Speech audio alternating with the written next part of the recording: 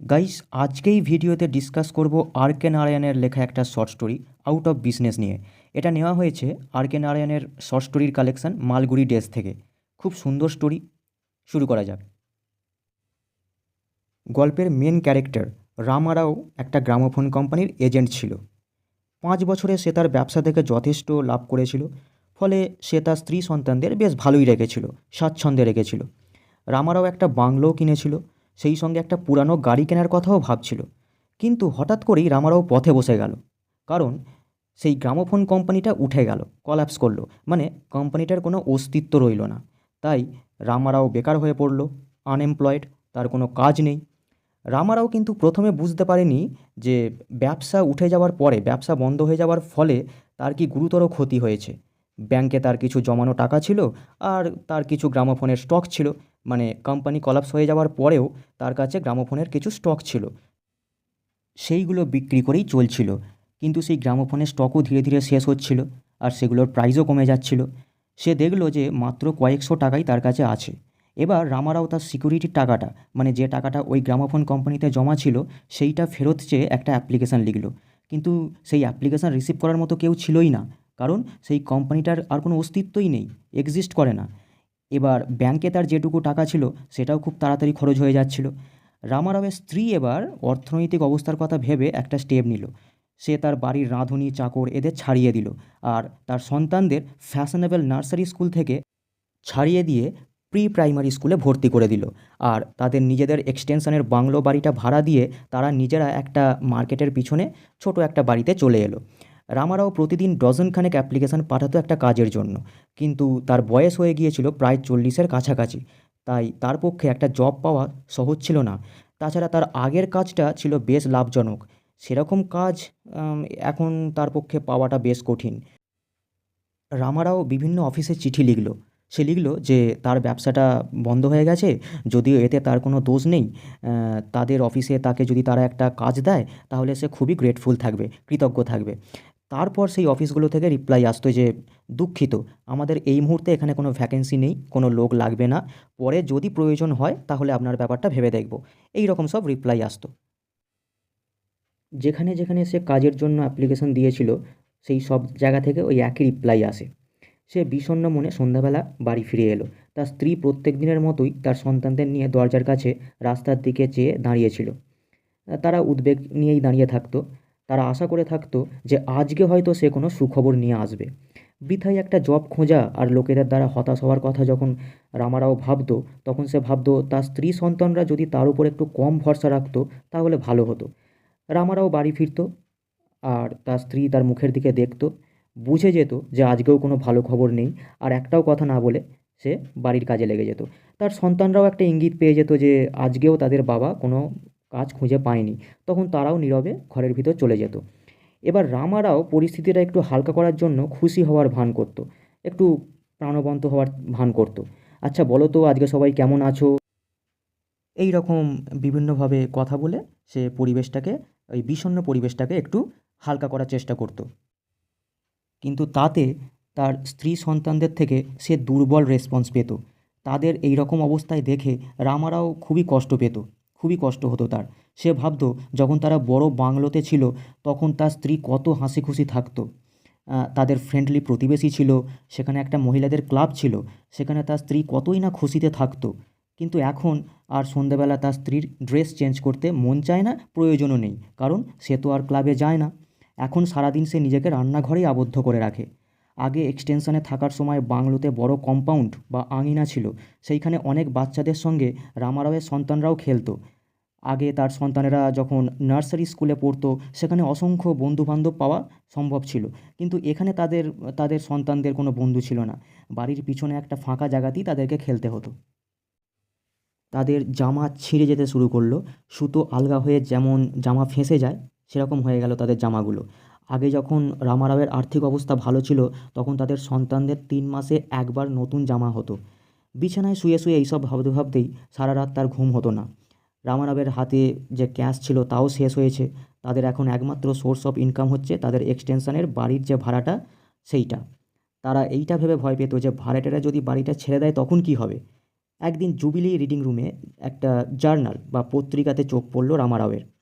পত্রিকার নাম the captain. 4 পাতার পত্রিকা ছিল। প্রত্যেকটা পাতা জুড়েই ছিল ক্রসওয়ার্ড পাজল। প্রত্যেক সপ্তাহে প্রাইজ হচ্ছে 4,000 টাকা।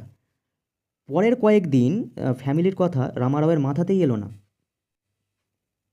সে সবসময় ওই ক্রসওয়ার্ড পাজল নিয়েই ভেবে যেত। সে গভীরভাবে ভাবত, কোনটা হবে, ট্যালো নাকি ফ্যালো, ব্যাড নাকি ম্যাড নাকি স্যাড, কোন ধরনের মানুষদের এড়িয়ে চলা ভালো, এর উত্তর কোনটা যথাযথ।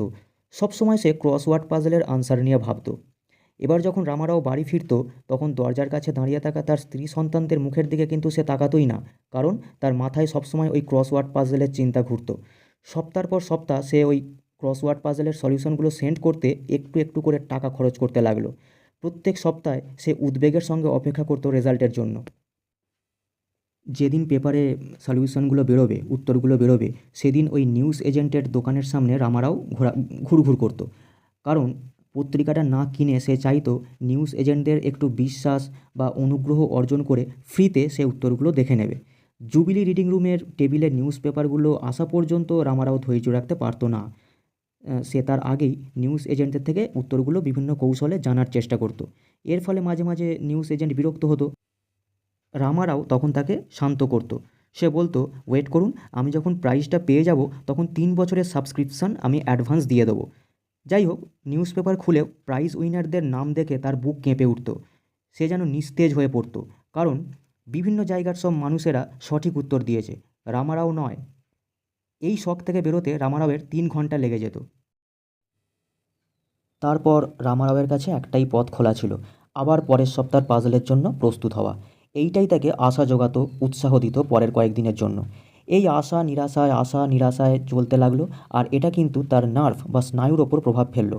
তার নার্ভের ক্ষতি হলো। সে বাড়িতে আর কারোর সঙ্গে কথা বলতো না। তার মাথা সবসময় চিন্তায় নিচু হয়ে থাকতো।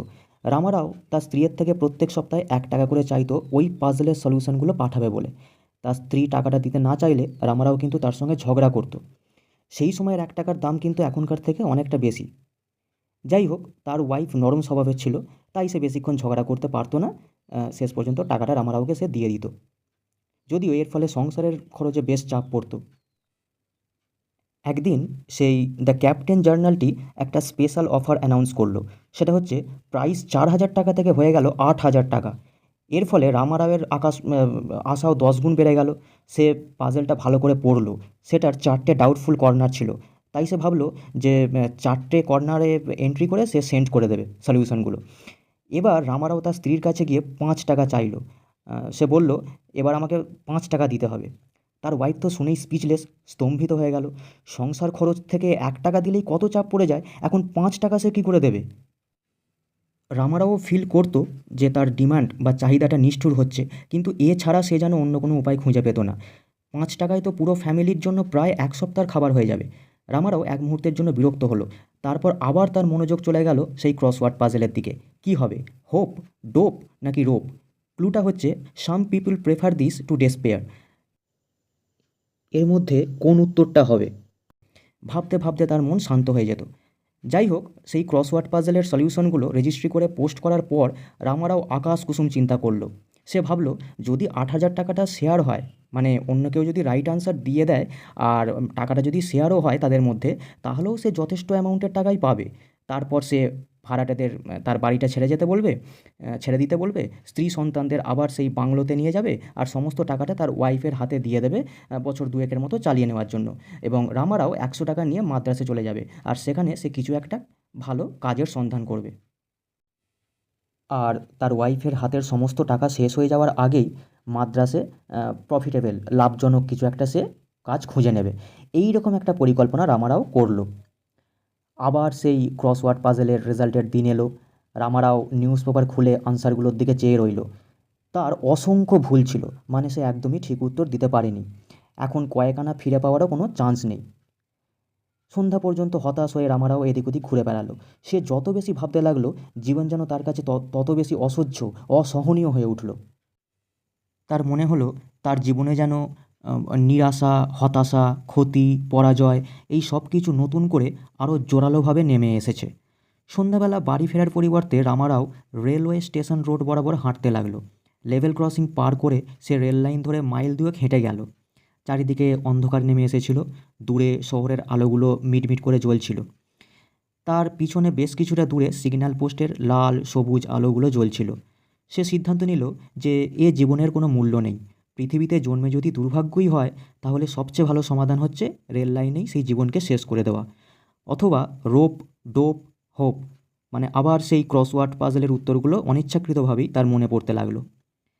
সে ওই সব ভাবা বন্ধ করলো। সে ভাবলো যে না, এর মধ্যে কোনোটাই নয়। সে মনস্থ করেই নিয়েছে যে আজকে সে মরবে। স্ত্রী সন্তান কোনো কিছুই এখন তার কাছে গুরুত্বপূর্ণ মনে হলো না। সে ভাবল পৃথিবী ছেড়ে তার চলে যাওয়াই ভালো। তাই সে রেল লাইনে শুয়ে পড়ল। রেল লাইনের লোহা তখনও পর্যন্ত গরম ছিল। দিনটা খুবই গরম ছিল। রামারাও খুশি হলো এইটা ভেবে যে ট্রেন আসতে 10 মিনিটও লাগবে না। সে অনেকক্ষণ লাইনে শুয়ে রইল। কতক্ষণ শুয়ে রইল সে নিজেও জানে না। সে কানে চাপ দিয়ে শুনল ট্রেনের কোনো সাউন্ড শোনা যাচ্ছিল কি না। ট্রেনের কোনো শব্দ শুনতে পেল না। এরকম শুয়ে থাকতে থাকতে অনেকক্ষণ পর সে ক্লান্ত হয়ে পড়ল। সে উঠে দাঁড়ালো আর হেঁটে হেঁটে স্টেশনে ফিরে গেল। প্ল্যাটফর্মে বেশ ভিড় দেখল। রামারাও একজনকে জিজ্ঞাসা করল, ট্রেনের কি হয়েছে? সে জানালো যে 3টে স্টেশন আগে একটা মালবাহী গাড়ি, মানে মালগাড়ি যেগুলো হয়, সেই মালগাড়ি 3টে স্টেশন আগে ডিরেল হয়ে গেছে, মানে লাইনচ্যুত হয়ে গেছে। তাই রাস্তা ব্লক হয়ে গেছে। রিলিফ পাঠানো হয়েছে, মানে উদ্ধার করার জন্য লোক পাঠানো হয়েছে। আজকে সব ট্রেন অন্তত 3 ঘন্টা লেট হবে। হে ঈশ্বর, তুমি আমাকে দয়া করেছো, তুমি আমাকে করুণা করেছো, এই বলে রামারাও ছুটে বাড়ি ফিরল। তার স্ত্রী দরজায় দাঁড়িয়ে রাস্তার দিকে তাকিয়ে তার জন্যই অপেক্ষা করছিল। রামারাওকে দেখে তার স্ত্রীর মুখটা ব্রাইট হয়ে উঠল, উজ্জ্বল হয়ে উঠল, আর স্বস্তির নিঃশ্বাস ফেলল। তার স্ত্রী তাকে উষ্ণ অভ্যর্থনা জানালো। এইরকম সুন্দর অভ্যর্থনা গত 1 বছরে সে পায়নি। আজকে এত দেরি হলো কেন তোমার? তার স্ত্রী তাকে জিজ্ঞাসা করলো। আমি তো সারা সন্ধ্যা অশান্ত ছিলাম, অস্থির ছিলাম, এমনকি বাচ্চাগুলোও দুশ্চিন্তা করছিল। ওরা এইমাত্র ঘুমোতে গেল। যখন রামারাও খেতে বসলো, তার স্ত্রী তাকে বলল, আমাদের বাংলোর ভাড়াটেরা আজ সন্ধ্যায় জিজ্ঞাসা করতে এসেছিল যে তুমি বাড়িটা বিক্রি করবে কিনা, তাহলে তারা এক্ষুনি ক্যাশ দেবে। তার স্ত্রী আরও বলল যে আমার মনে হয় আমরা বাড়িটা বিক্রি করে দিতে পারি। রামারাও বেশ আনন্দের সঙ্গে বলল, এক্সেলেন্ট আইডিয়া, দারুণ আইডিয়া। এখনই তো আমরা 4,500 টাকা পেয়ে যেতে পারি, আর তার থেকে আমাকে 500 টাকা দেবে, আর আমি মাদ্রাসে চলে যাব, আর দেখব সেখানে ভালো কিছু করতে পারি কিনা। বাকি টাকাটা তুমি রাখবে, সংসার চালাবে। প্রথমে চলো এর থেকে বেটার লোকালিটিতে চলে যাই। তখন তার স্ত্রী তাকে শান্তভাবে জিজ্ঞাসা করলো, তুমি ওই 500 টাকাটা নিয়ে আবার কি ওই ক্রসওয়ার্ড পাজেলে খরচ করবে? তখন রামারাও এক মুহূর্তের জন্য ডিপ্রেসড হয়ে গেল, হতাশ হয়ে গেল, এবং জোর দিয়ে প্রতিজ্ঞা করে বলল, না না, আর কক্ষনো না। এবং এইখানেই স্টোরিটা শেষ হলো। তো গাইস, স্টোরিতে আমরা দেখলাম যে রামারাও আর তার ফ্যামিলি কিভাবে চরম আর্থিক সংকটের মধ্যে পড়েছিল, কিভাবে রামারাও হতাশ হয়ে তার জীবনকে শেষ করে ফেলতে যাচ্ছিল। আবার সেখান থেকে রামারাও নতুন করে আশায় বুক বেঁধে নতুন করে তার জীবনটা সাজিয়ে তুলতে সচেষ্ট হলো। স্টোরিটা আমাদেরকেও কিন্তু লাইফে লাইফে একটা লেসন দিল, একটা শিক্ষা দিল।